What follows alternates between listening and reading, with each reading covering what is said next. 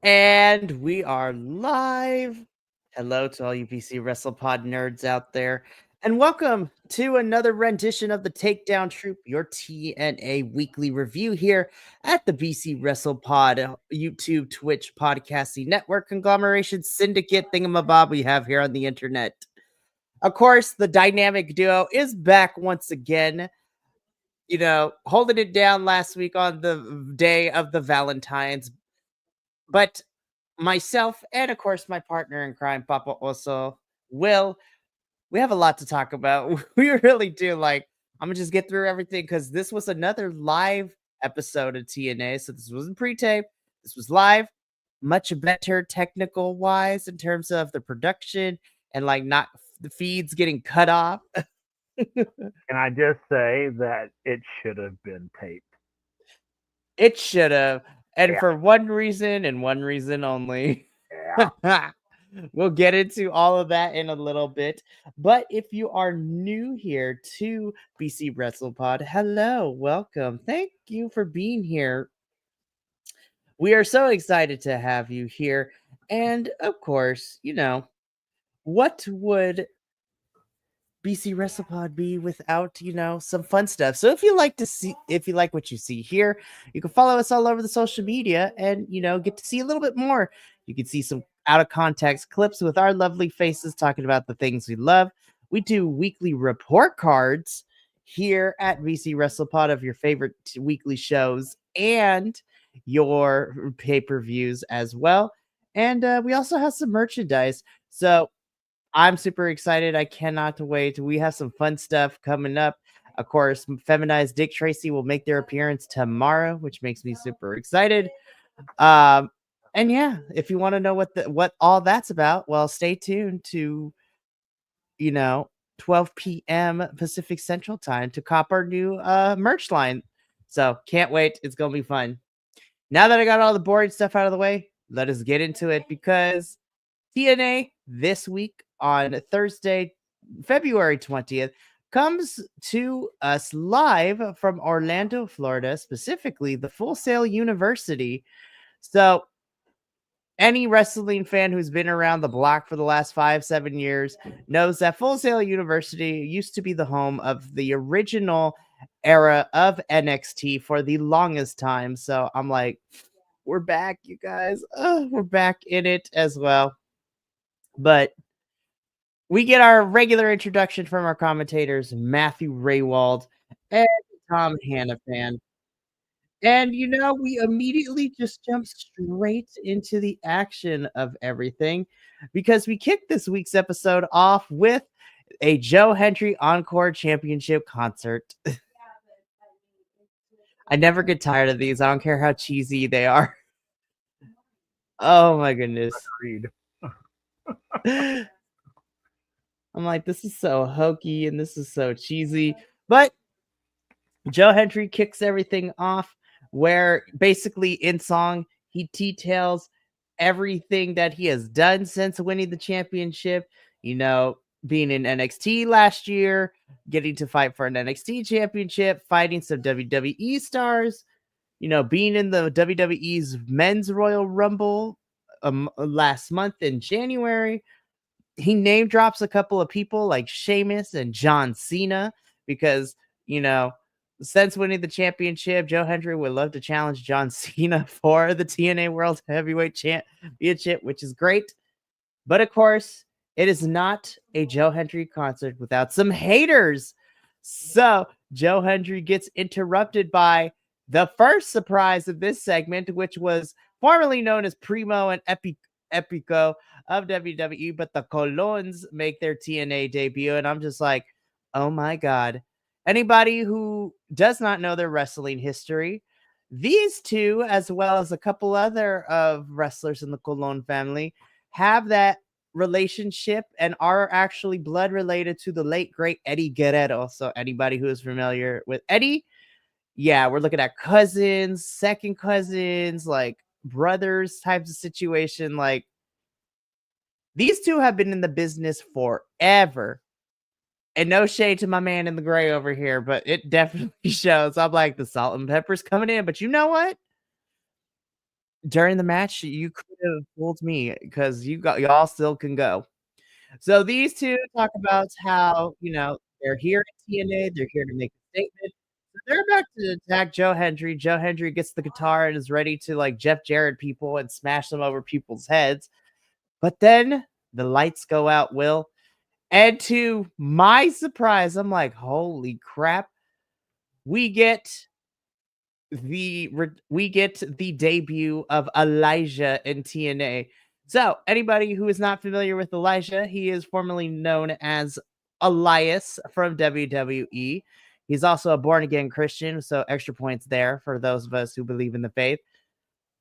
But then Fightful confirmed as soon as the segment was over that Elijah is officially signed with TNA. I'm like, oh my God, I am kind of here for this. So Elijah comes out, he sings the song, gets into the ring, helps Joe Hendry kind of fend off the Colognes. Santino comes out, makes it official that the main event tonight is Elijah and Joe Hendry teaming up against the Colognes. And then Joe Hendry and Elijah do an impromptu song together. And I'm just like, Elijah's going to turn heel eventually, and I'm here for it. But hey, you know what? I have always felt that Elijah has been underutilized when he was Elias in WWE, and I am happy to see him here. And for some odd reason, his gimmick just fits so well with the wackiness that is TNA. Like this was a lot for this opening segment. I'm like, oh my God, we got a concert and we got two debuts, one in a tag team and one in a new men's single star.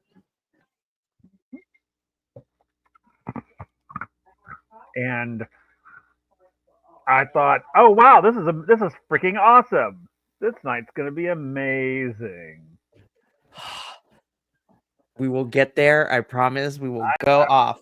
No, this was actually really cool. I actually really enjoyed this whole first opening. I loved it. I thought it was great. Of course, Joe Hendry coming out. I was like, yay. and then the Cologne, I guess brothers, right? They're brothers. Yeah. Okay, so the Cologne brothers coming out. I was like, oh, I don't know these guys. But then when I Googled them, I was like, oh, okay, I do know. I don't know them, but I know the family. I'm familiar with the family. So I was like, oh, that's so cool. And then Elijah pops out, and I was like, I didn't know who he was either. So I was like, let me Google search this dude.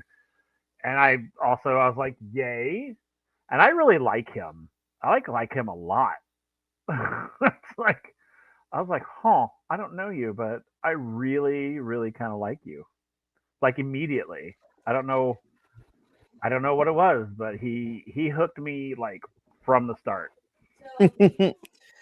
Elijah's gimmick has been the same even since WWE. It's giving me very jacked up, like Kenny Rogers, Kenny Loggins, like a jacked wrestling Willie Nelson, if you will, which I love to death. So we will talk more about these four when we get to our main event. Like I said, Santino being the best authority figure across any promotion for me personally makes this match official for the evening. So we will get there when we talk about the main event.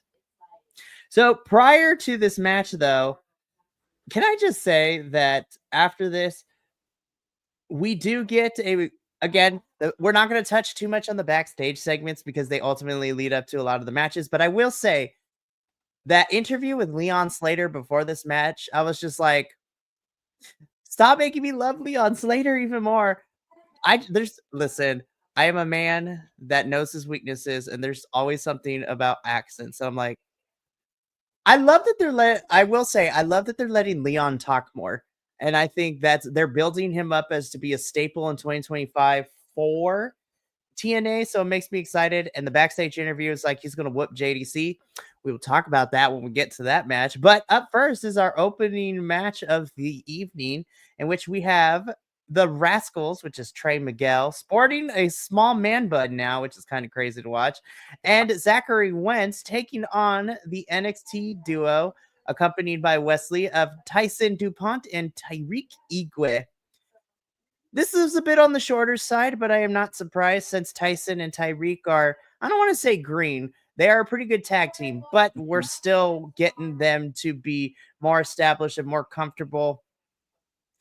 I like this match for two different reasons. Number one, I love that somehow Wes's hatred for his former stable of the Rascals just makes it a fun, compelling story. And it's not a 3-on-2 because Ace Austin was also out here to even the odds, which does come into play towards the finish, in which Ace prevents Wes from interfering, which does allow the Rascals to win. But number two, I love that we're finally getting back to establishing feuds, even though we're using an NXT folks. We're establishing men's tag team feuds that don't necessarily involve the championships, because for the tail end of 2024, it was a battle between the Hardys, ABC, and the System, but we had no other tag team storylines going on for the men's division. So I'm happy to see again the Rascals win.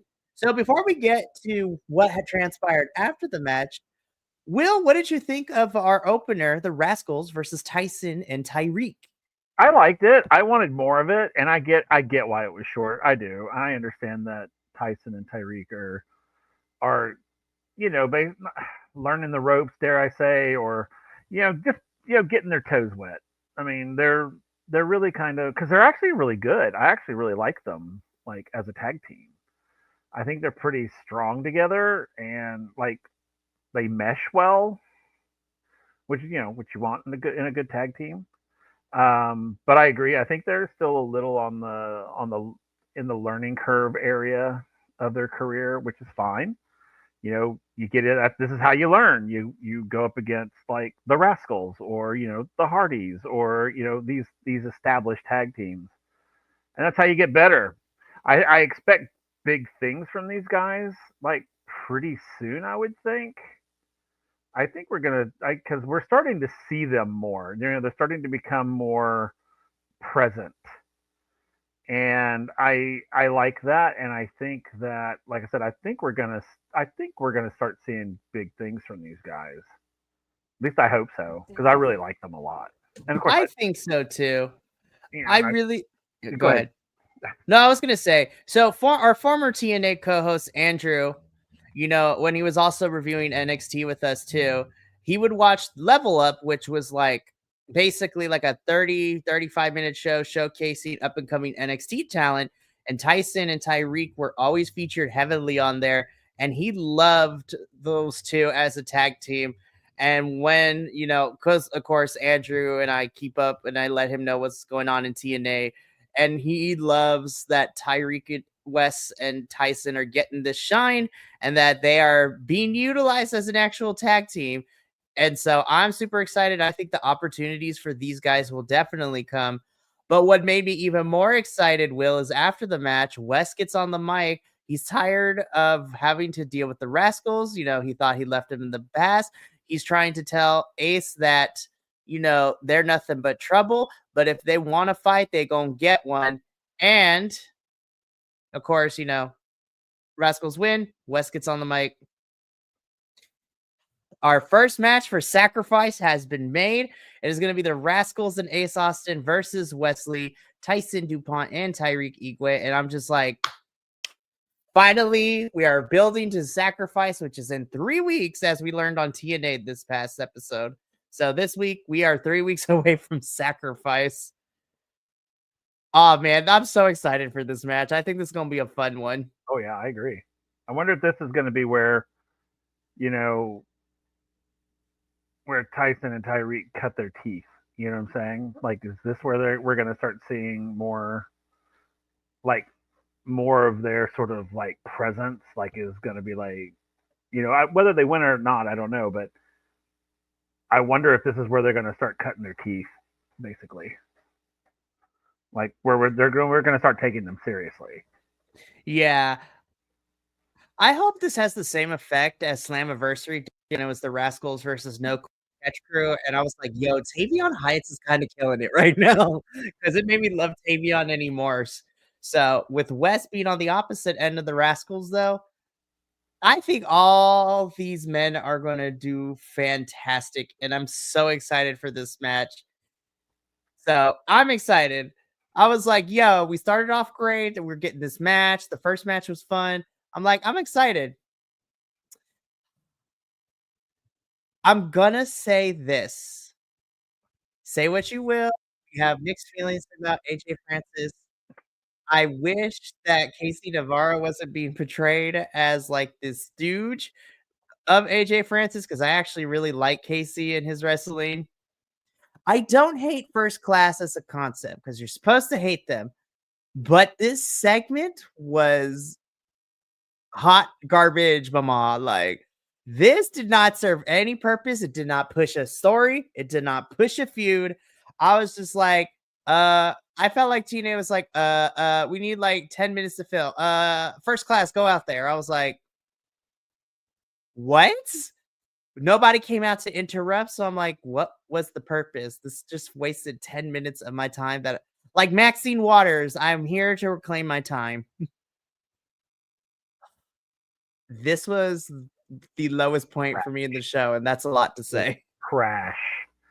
Full on trash. It was ridiculous. I was just like, this is when I was saying that it should have been recorded because this should have been edited out. I mean, it did nothing. It advanced nothing. There was no story that was, I mean, nothing. It was literally AJ. And I don't have mixed feelings about AJ Francis. I don't like him, and I want him to go away. Literally, it's just like I don't have those mixed feelings. So this whole thing, I was watching it, and that's when I was sent you the. I was like, this AJ Francis thing is trash. I mean, it is trash, and it's like if and it did not have. I don't think it had the impact that they thought it would have. There, sorry for the pun, but it made me dislike AJ Francis in real time, not as in character. and that's bad. Because I don't dislike the performer. I dislike the character, but this actually made me dislike the performer. And I agree with you that his little dancing monkey there in the front. I mean, what the hell is that? I'm like, dude, you're better than that, man. Come on. I mean, he literally has him dressed up in that bright ass outfit, dancing around. All he needed was an organ grinder, just letting his little monkey dance. And I'm just Oh like, my gosh. I mean, seriously, it was ridiculous. And these two folks over on the right there, I don't even know who they are, and I don't care. But when he started talking, I was like, someone hit him with a brick. I was like, shut up. I don't know who you are, and I don't care. This literally this whole, and then these three people behind him, these dudes. I'm like, he's like, oh, this is, and I'm like, I don't care. I don't care about any of those people.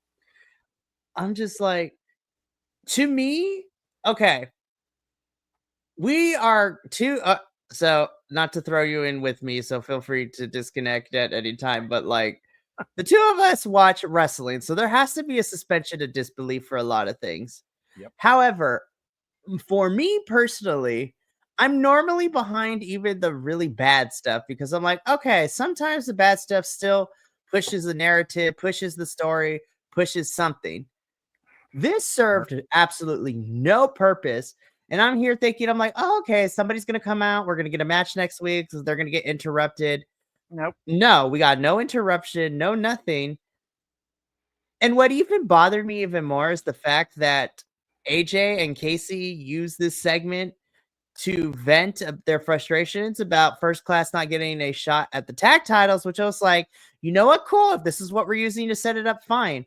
But then they said they're okay with getting the Penthouse, and I put that in air quotes, as an equivalent and okay with it. I'm like, no, go back to being mad about not getting a tag title shot. Like, this would have been a perfect time, even though the Hardys are busy with something else at the moment.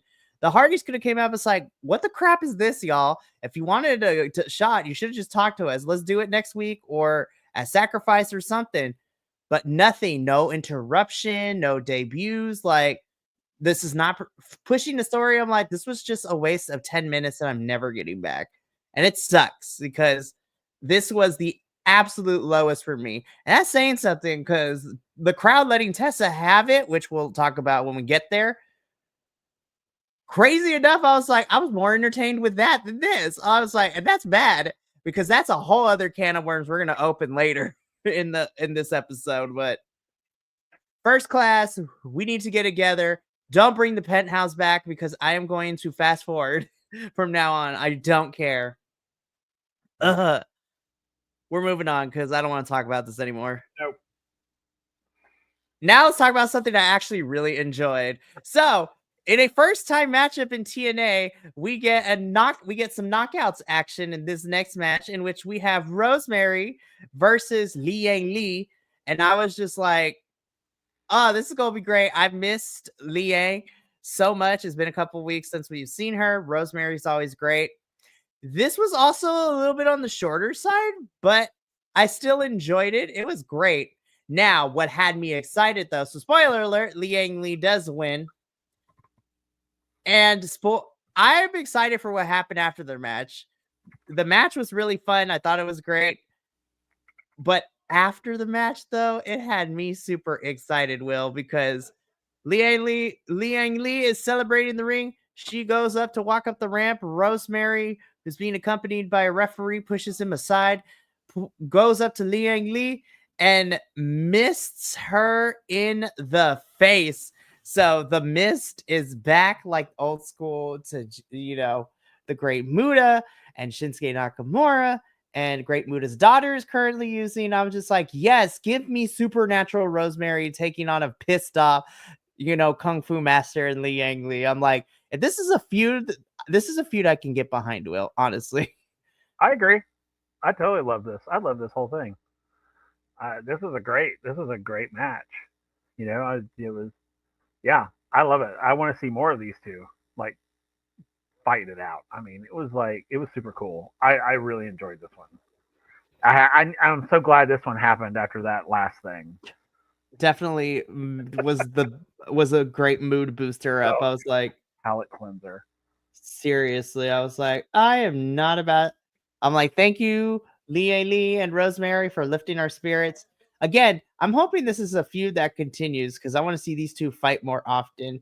And we'll talk about Lee because she makes a brief appearance later on. But this was great. So after this match, Sammy Callahan, once again being crazy, goes and finds Mance Warner, and they continue to fight. And Steph is just watching Sammy and Mance fight. So I was just like, I love this. Now, you want to talk about randomness that works? This works for me because Sammy Callahan is unhinged, but he is my type of unhinged. I love him to death. And it leads to something because we are getting a match between Mance and Sammy next week. So I'm like, we are progressing a feud. Like, that's what segments like these, backstage segments, need to do. Still mad at you, first class segment. The penthouse was an absolute flop.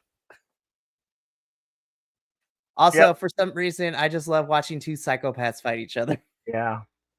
Yeah. Sammy Callahan is hilarious. I So, freaking love him. I'm like, you're deranged, but I want you as my friend because I want you on my side in a bar fight. Yep. Yep. Yep. Cray Cray, but I want Cray Cray on my side. Sammy Callahan is the friend where we're just hanging out and out of his just randomly starts eating a loaf of bread. And then my question is, where did you get a loaf of bread? Like, I'm like, he's that. But then when shit goes down, he's going to be the one that pulls a switchblade out of nowhere. And I'm just like, dude, we're in public, but nice job. Like, He's the one that pulls it out of a loaf of bread. yeah, he's eating the loaf of bread that is hiding the switchblade. I was like, I don't even want to know how that works, but I'm glad you're on my side. Indeed. And of course, I'm more familiar with Mance because he is as a GCW watcher, he is GCW, but he's a great addition. And I'm just happy to see Steph back on my screen. Like, I've missed her presence, and I kind of love this D4C Yep. type of character she's playing. Yep. She's like, I'm the HBIC. And I'm like, yes, you are. Mhm. Here you are, girl. I can't wait for this match next week. I think it's gonna be fun. Oh yeah, I think it's just going to be fun. It just full on crazy ass fun. Oh, absolutely.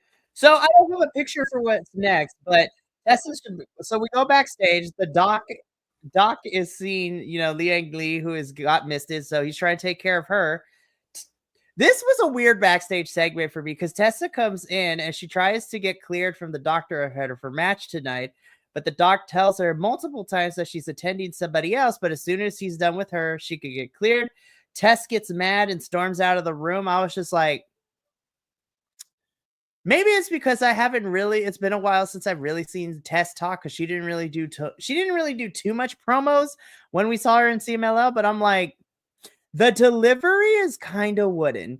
Like, I'm like, girl, we got to get it together still. Like, I know we might be a little bit rusty, but we got to talk about it. I was like, I feel uncomfortable watching this interaction. Like, I feel uncomfortable. I'm like, I need help. I need an adult. Uh-huh. Exactly. Because I wasn't mad at what Tessa was saying. It's just the delivery was just Yeah. something was off about it for me. Yeah, I don't know what it was either, but even I was kind of put off by it. Yeah. So, Miss Tessa, we'll come back to you. So, we're going to put a pin in that and we're going to come back to you in a little bit. I wasn't too sure about how I felt with these rebranded Northern Armory with Sinner and Saint being Eric Young's goons, but I kind of like this Casey from Teenage Mutant Ninja Turtles aesthetic we're going on with them. Yeah. So, I don't know about all this though. okay, so let's talk about the segment and then we'll talk about our feelings because I really haven't gotten your thought too much on Eric Young being the new leader of Northern Armory and everything. But Northern Armory come out,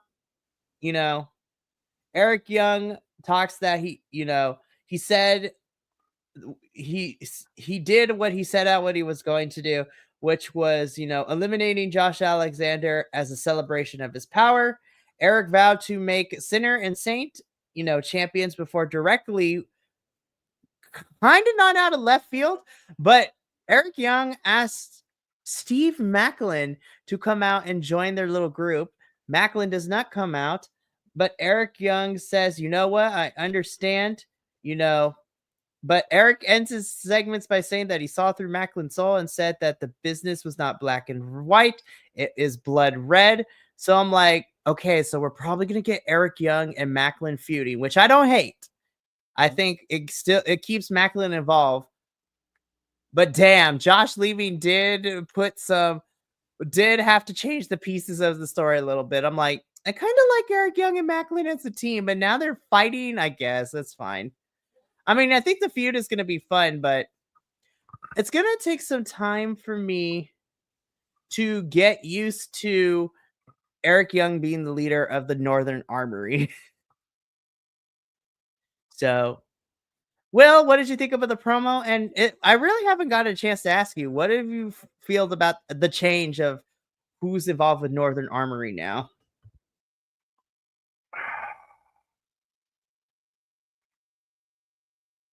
So, I don't really care for this because, and here's my reasonings why. First of all, I don't understand where the change happened.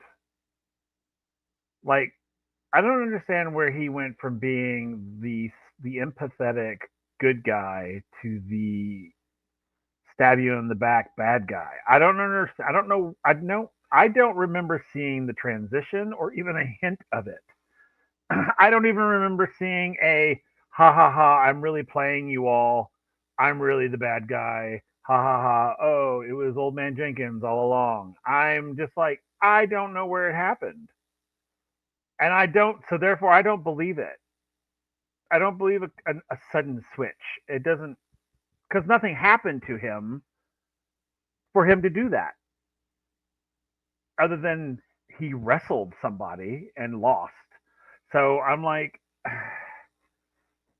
and I don't, and is it Sinner and Saint? Isn't that their names? I don't know because everybody in front of them keeps overshadowing them. So that's the other thing. It's like, can we not just let these two guys be a tag team and let them be their own people?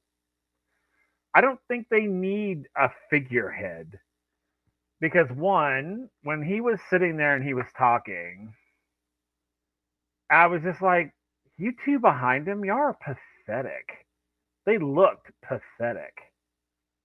I was like, there was a moment when they were with Josh. I will have to say this. There was a moment when they were with Josh that I thought, wow, these guys could be somebody.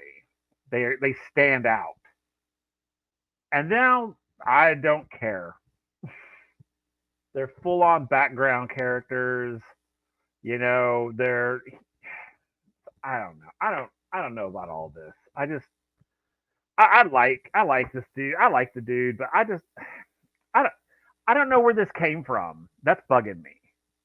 you know, and maybe somebody out there can like lift this burden from my shoulders. I don't know. I don't know where this transition happened.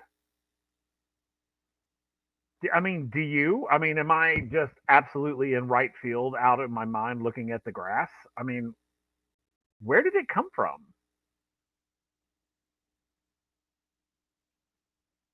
You're muted. Stupid Mike. I'm just kidding. I'm sure you had amazing things that you were saying. I just couldn't hear you. I can repeat it. So I'm not opposed to Eric Young being the new leader because I like heel Eric because him being Dick Dastardly villain is fantastic and I love it.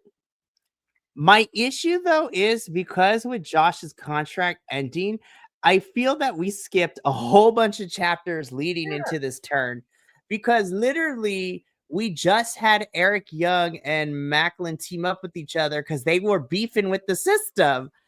Yep. And so we had that match at Genesis where Macklin and Eric Young beat the system. And so I was like, okay, these two are on the same page. They're still working out their issues, but hey, you know what? They might go for a tag team title run. I could be behind that. But then to kind of skip over a couple of chapters and then have Eric Young turn back to being a heel and then taking out Josh and then, now becoming the new leader of the Northern Armory. I need to know the motivation as to why. And we have not gotten that yet. Now, granted, this is really early still, and eventually we might get it. But I don't even think TNA knows what that motivation is yet. They're just like, oh crap, Josh is leaving. Eric, you're reliable. Let's put you as the new leader. Because I feel bad for Sinner and Saint here because I was like, it's not their fault that Josh was the leader of the group and then his contract's up. And so now Eric's involved. I like Sinner and Saint. I have seen them. They are currently the Defy Wrestling Tag Team champs, and they are good as a tag team. It's just that TNA hasn't shown me that version of Sinner and Saint yet. It's mostly been lackeys or getting beat up by Mike Santana when Josh was feuding with Mike. I need TNA to be able to give me the reason and the motivation as to why. And I'm hoping that Macklin might be the vehicle to get that. But right now, I am so confused as to where we are going with all of this. And that's what I'm talking. That's what I'm saying. It's just I'm just saying it differently. But and like I said, I don't have a problem with him being head of the Northern Armory. That's not my problem. And I don't have a problem with him being a bad dude or a bad guy or a heel. I have the issue that I don't know when the switch happened. Therefore, I don't believe this. This is coming from a theatrical viewpoint. There was no character development for this changeover. And I mean, shame on them for just doing it because Josh was leaving. I had mentioned it before. What I thought would have been really badass is if he came along and was like, hey guys, Josh is gone. You guys could be really good. So why don't you come to the light side? And then they switched him over to the dark side. That would have been a pretty cool story. But this switch happened so fast that I was just like, I had whiplash. And I was just like, I don't. So this is my issue with it. I feel like it's faker than fake. Because there was no build, there was no. I have nothing to invest in because you robbed me of the build to the switch. So I don't believe you. It's like, eh. So I'm kind of like, okay, whatever. So they were talking. He was talking, and I was just kind of like, I don't care. I have nothing invested in you because there was nothing for me to invest in. So I literally am just like, I have nothing to give. Sorry. I agree with you here. Normally, I'm a wait and see type of person, but like you had to have given me something, and we just threw Eric Young into this without no development, no motivation, like no nothing. So I can't believe I'm about to say this, but I hope Lockjaw Macklin will come and kind of. I need Macklin to help save this story because right now it is kind of a mess.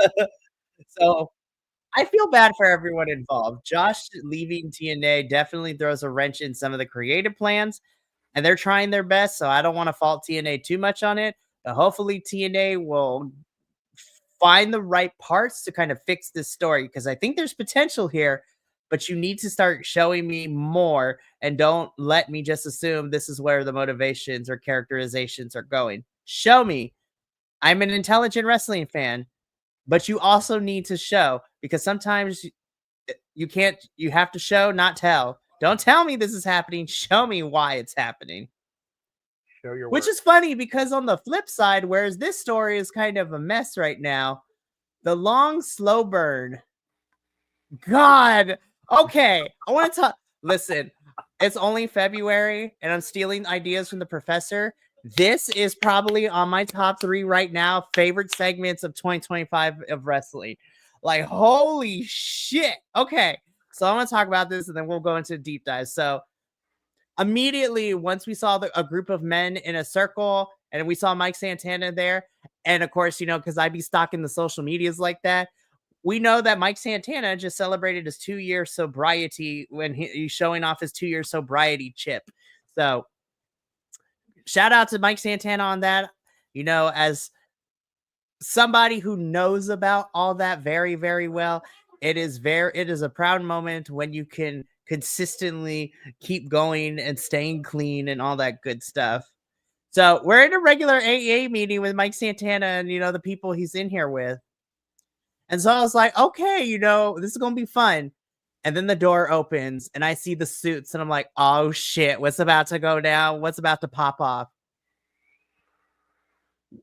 Can I just say, okay, I try to keep politics out of what we do here, but you cannot tell me that Ali is using the current political climate as like parts for his wrestling character, which is crazy. We've talked about this before, where with Ali being back in TNA and now he's being signed full time, as much as I love the presidential candidate character, we both talked about how we need a little bit more depth or an added layer to this character. And last week when I talked about him having a whole cabinet now of the Good Hands and Tasha Steeles, I was like, okay, this is gonna be fun. But you want to talk about solidifying like a villain, like Yeah. a comic book villain type of wrestler? Oh my God, this is great. So Ali gets in there, he sits down, he's listening, and he gives a very passionate speech about how, we can't be in control of everything. We have to take things one at a time. That what Ali sees in these men are inspiring.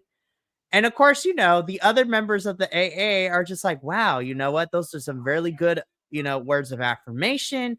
They clap for Ali as he's done.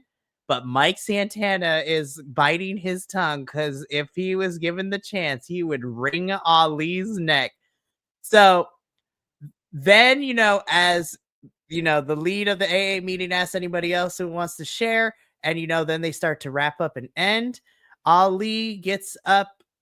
Well, first he says, you know, he's like, this was the coldest line I have ever heard any wrestler say to this day.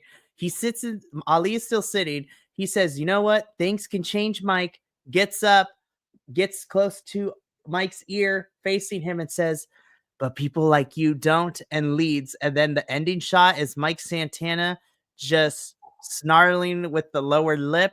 And you can see even though he's wearing shades, I can see those blood, his eyes, he's seen red. He's about to crash out and brutalize Ali next time. I'm like, oh my God, this segment was masterfully done. Holy crap. Yeah. This is wow. It's like I was when after I watched it, I was like, okay, there it is. You got me. Ali, I'm on your side again. I love this character. I love what you've done because I was getting kind of tired of this. It was kind of the same thing over and over and over and over and over again. It was getting boring. It was getting flat. And my God, he pulled this, and I was like, oh shit. He literally did this in Mike Santana's house. I mean, it's like he came to his house and slapped his mama. I mean, yeah, and he did it. He did it. It was smooth. It was cool. he, he stood up. I mean, it was like, oh my God. We have literally witnessed the birth of a villain. Like literally just witnessed it because there is no good guy in this. This is like, I mean, he It's is a Bond villain. That's what he is. He is a Bond villain. Oh, absolutely. And again, like I mentioned before, we were a little bit worried about Ali continuing with the presidential campaign. But now, just from this was like a minute and a half, 2-minute segment, like maybe less than 3% of the total runtime of this episode. But this was my favorite segment of the whole entire night because for me, it did two things. It gave me the depth of Ali, and now he went just from being a wrestling heel to a true villain. I'm like, he's giving me Homelander vibes, like from the boys. Intelligent, smart, but he will crush you if deems it necessary. And the other thing too that I loved about the segment is because we're talking about Ali, but this does something very beautiful for Mike Santana in my eyes because now it is building Mike as the true people's hero to watch somebody come into his house, something that is so sacred and means so much personally to Mike, especially, him being very open about his struggles with sobriety and sharing his, journey of what it took the last year and a half or two to get clean, to heal from all that, and to do better. This was beautifully done. I need to know which executive producer, which TNA writer, like whoever was in charge of this segment. This was chef's kiss. You made Ali a true despicable villain that I am here to see get knocked down when the time comes. And now you're making me love Mike Santana even more to watch him become the people's champion, rise up and to overthrow Ali and his, cabinet. Like, This God, this is my favorite story right now in wrestling in 2025, and we're barely in February. I agree. This is like Superman and Lex Luthor. Yes. This is totally like Superman and Lex Luthor. This is Mike Santana is the people's hero. I mean, he's the people's man, the man of every man, woman, and child. And Ali is the one that just wants to tear him down just to show everybody that he's an alien. I mean, literally, that's like villain making him look like a bad guy. That's what we're going to see. I guarantee you. I mean, this is total Superman Lex Luthor. This is total, and I'm here for it. I love. After this segment, I was like, this is going to be either it's going to go one of two ways. Either it's going to be the best freaking story arc this whole year, or it's going to bomb. I'm thinking it's going to be the best one this whole year because holy crap, my jaw was on the floor at the end of this. I was just like, oh, I mean, because he went. This is the thing about it is that Ali went into safe space, a safe space, Mike Santana's safe space, and annihilated it basically by taking everything that he loves and pulled it to himself. And it was like it's like a low blow. It is literally the lowest blow probably. I This mean, was a big mind trick for him oh because god. Ali showed him it's like, Mike, wherever you go, I don't need to punch you. I don't need to brutalize you. I will assassinate you intellectually Yep. and show you that literally Ali with what he said to the people at the AA meeting, I was like, oh, it's literally silver tongue barbs. Like Yeah. it's like silver for you D&D nerds there. It's the equivalent of like silvery barbs where you speak words and they cut like knives, but Ali does it in a way where it's methodical and I Cause love it. and the thing about this is no, and now anything that Mike Santana says negative about Ali looks bad on Mike Santana because Ali just literally walked in there, made himself the good guy, and now if he walked out of the room and then Mike started talking shit about him, it makes Mike Santana look bad. Doesn't make Ali look bad, makes him look Nope. even better. And you could tell Mike was biting his Oh, he tongue was. so hard. I'm amazed But he that didn't see blood. final shot of him just like snarling at the camera before it fades to black, I was like, if not at Sacrifice, selfishly, I would love these two to fight at Rebellion. Like literally the pay-per-view is called Rebellion. Yep. This was beautiful. And the crazy thing is, Will, is that this segment was also capped up for personally for me, my match of the night. No disqualifications, JDC versus Mr. Leon Slater. This was actually a really great match. And I was like, JDC, you've had a busy week. You know, last week you fought Lexus King for the Heritage Cup Championship. And then, you know, you're out here fighting Leon Slater. Leon Slater with my move of the night, that 450 like frog Yeah. splash through JDC through the table. I'm like, also, Leon Slater, I am not upset if you want to keep like that, like mechanics like jumpsuit as part of your ring gear, because that I was cool agree. as hell. I agree. Totally. It was so good. This was such a This good. match was so much fun. Oh, so good. You So know, at first I was mad that Leon lost, but I think looking back at it, I think him losing here to JDC gives him somewhere to go. Look, if we want Leon to start fighting the system and taking them out too, like Mike Santana did, I'm telling you, I am putting it into existence. Leon Slater should beat Moose for the X Division Championship and make Leon Slater the youngest X Division champion in this company's yeah. history. Yes. Speak it into existence. Yes, I am here for the Leon Slater's X Division champion Oh, agenda. wow. But yeah, I really love this match. And then, you know, the ending of this also had me floored. I'm like, oh my God, this match next week is actually going to kind of slap. So the system come out. They try to add insult to injury by beating up Leon Slater. The Hardys end up coming out for the save, but the numbers game is too much. But then the ruler of NXT makes an appearance and Oba Femi comes out, and because of his sheer presence, the system dip. The Hardys and Oba Femi are in the ring together. Backstage, Santino lets the system know that next week it will be Eddie Edwards, Brian Myers, and Moose taking on the team of Matt Hardy, Jeff Hardy, and the NXT champion Oba Femi. I'm like, good God, I am now excited for this match. Holy Yep. crap. That should also be a good one. Yep.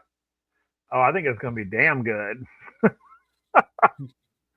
It's funny because I have really, not that I didn't before, but I have really, really, really grown to love Obafemi even more than I have.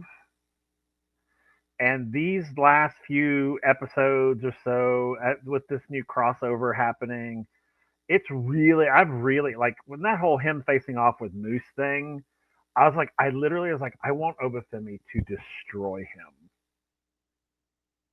Is that bad of me? No, I think it's because, and of course, you know, I think it makes it perfect that both you and I both cover NXT and TNA, especially now that we have officially this long-term partnership between the two brands. Like, so it's it makes me excited because now, you know, because not to put him on blast, but having a conversation with Luis last night, talking about he was watching TNA and he was excited about the colognes because, you know, Puerto Rican pride and everything, which I love. And I was just like, in my head, I was like, hmm, let's try to indoctrinate him into the cult of TNA. Because I honestly think he would like TNA because TNA and NXT to me give me similar vibes of how It, they run their shows. I agree. I think that's So, probably why I like them both. but I mean, I love seeing the NXT stars and TNA stars crossing over to each other's brands. Hmm. So I'm excited for this match next week. I think it's going to be fantastic. I agree. This was a rough one, but not in the same way that the first class thing was. No, agreed. This Orlando, normally I never give Florida credit because they're weird, they're homophobic. Well, the state legislature is, I shouldn't say the people. Florida's just a weird like void of the United States, but Orlando, you get credit and points from me because, okay, I want to say this. I am not wishing on Tessa's downfall. Nobody should deserve that. But girl, your behavior from the last time you were here, and we really haven't addressed it yet. This crowd is, I kind of love in 2025, wrestling fans are not afraid to let their true feelings be known. When it comes to certain things, they're more vocal. And I also love that they're not stupid like wrestling fans used to be back in the day, where they kind of be like, oh, this person did something bad. Nah, it's okay. In 2025, they're like, nah, this person did bad. We ain't gonna forget. We ain't dumb. I'm a person that believes in second chances. So it's Tessa being back in TNA, like I said during our Genesis review. I'm still torn because I want to see her succeed because, I believe in a second chances, but girl, like, girl, we're not handling this. But Tessa comes out. She's talking about, she's not going to wrestle tonight. The doctor didn't clear her. She's not going to do it because these fans are dumb. The fans chanting, Tessa, we're coming for you during the middle of this, too. It was crazy, which then prompts Santino to come out, and he's had it with Tessa. And it's like, Santino tells Tessa, if you don't, you're going to wrestle next week. And if you don't wrestle, you're fired, which then prompts Masha Slamovich to come out. I love the subtle dig here because Masha's like, Santina, if she's not cleared, I want this match because, unlike Tessa, some of us are actual professionals and we show up to do our jobs. I'm like, oh my God. I was like, Masha, whether that was an actual real thing, if that was ad-libbed or it was in the script, I'm like, burn. And you know what? This, I think, is going to be the start of building up to Tessa versus Masha. Yeah. I think that's probably going to be the Rebellion match, honestly, Tessa versus Masha. And I'm hoping she at least retains at Rebellion. I don't want to see Tessa win at Rebellion because then I would cry. Anyways, but Santino gives the okay. Masha walks down to the ring in her Matrix-esque gear, pulling that coat with effort, without any effort. And she has an impromptu match with Mila Moore. Mila tries, Masha wins. It was great. And then we get a wild Cora Jade attacking Masha after the match. Cora and Tessa have a stare down. And I was excited with the Rascals and Ace Austin versus Tyreek, Tyson, and Wes. But when I tell you, this little graphic here made my heart explode. Like, Andrew is actually kind of hyped for this because I sent him the picture. I'm like, oh my God, we're finally doing it. And Andrew's like, yo, this match is going to be sick. I'm excited. So the second match made for Sacrifice is official. It is going to be Masha Slamovich versus Cora Jade for the TNA Knockouts Championship at Sacrifice. Oh my God. I think this match is going to be great. Especially, it also gives Cora something to do now that we're kind of pulling her away from Roxanne and everything that's happening in NXT. Like, oh my gosh, Will, I'm really excited for this match. Yeah, me too. I mean, this because of who it is. This match is going to explode. It's going to burn the place down. So with Cora facing Masha here, I want to see Masha fight somebody over in NXT. Mm-hmm. However long, if Masha, you know what? I'm going to be completely honest. If I had a true dream booking, you know who I want to see Masha fight just because I think it would be absolute carnage? Well, there's two. Masha versus Stephanie would be a lot of fun. But just because of how similar the vibes are, Masha versus Zarya. Ooh. That would be badass. I was like, because they give me same vibes, and I'm here for it. I agree. But I'm excited for this match. This is great. And the funny thing is this match is announced in a backstage segment with dad and daughter, Santino and Ariana, which was very cute, which also led into a really funny backstage segment with those two. And then, because the House of Elegance come up there, George Iceman, the concierge, wants to know when House of Elegance gets a tag team title rematch for the Knockouts Tag Team Championships. Then Spitfire come in. We get a little back and forth between the two.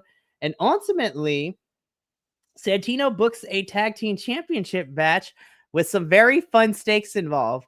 The losing team would become 24-hour like bag girls for the other team, carrying bags, basically becoming like young boys or young girls in a sense, like basically being the assistants to the winning team. So I'm like, oh God, I'm like, I kind of want, because of the stipulation, I kind of want to see House of Elegance win the titles and then make Spitfire be the 24-hour assistants. I'm like, I think that'd be hilarious. But I hey, we're continuing the feud, which is what I've wanted for this because I didn't want it to be a one and done after Genesis. exactly. I can't wait. Fantastic. Love to see it. Main event time.